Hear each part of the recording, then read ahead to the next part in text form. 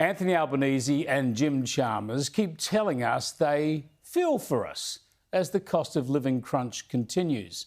They won't provide the immediate relief of, say, cutting fuel excise. That's something tangible they could do but won't.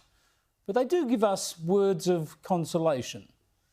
But we do know and we do acknowledge that many people and small businesses are still doing it tough. Isn't that nice? He acknowledges your pain. But let's see if he actually gets it.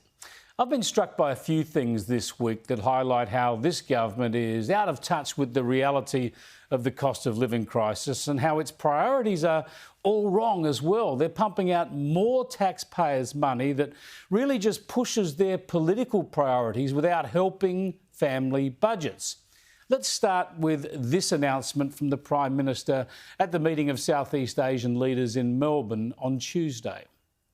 This includes establishing a $2 billion Southeast Asia investment financing facility to increase Australian investment in the region in key sectors such as infrastructure and the clean energy transition. Yeah, you heard it right. $2 billion to our neighbours to help with the clean energy transition. Has he not noticed the energy crisis in this country? Has Labor not noticed that we do not have enough dispatchable electricity, that thanks to their reckless rush to renewables and their eagerness to shut down coal-fired power, we're now being warned about more blackouts because we don't have enough reliable power? Have they forgotten about how they promised to cut $275 a year from family electricity bills but have instead seen them increase by at least that much? So we're doing such a tremendous job at completely destroying our cheap energy advantage that we want to spend $2 billion of taxpayers' money helping our Asian neighbours sabotage their national grids too. We want to ensure businesses in Southeast Asia can access the markets that are available in Australia, including in infrastructure and the clean energy transition. Acting on climate change is an environmental necessity for our region, but it's also a transformative economic opportunity.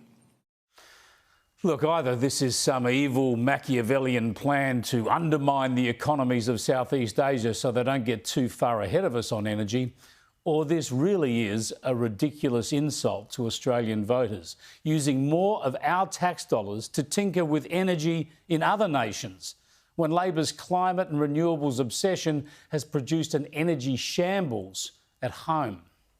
And the carefree attitude to government spending continues today with the announcement of superannuation payments to be added to paid parental leave. This is a blatant sop to female votes. It's time for International Women's Day, which of course is tomorrow. It's expected to cost about $200 million a year, which is small bickies to this mob, but it won't help anyone with their cost of living problems.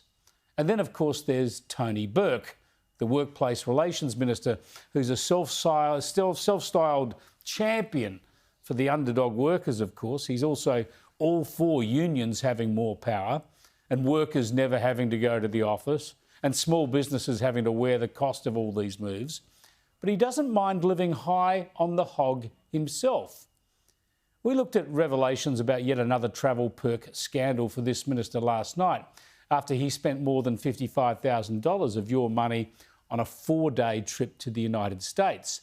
He's got so much form on this that people are starting to call him Tony Perk. But listen to how much this sort of extravagance troubles the Treasurer, or not. Oh, look, I don't pore over the declarations made by other ministers, to be frank.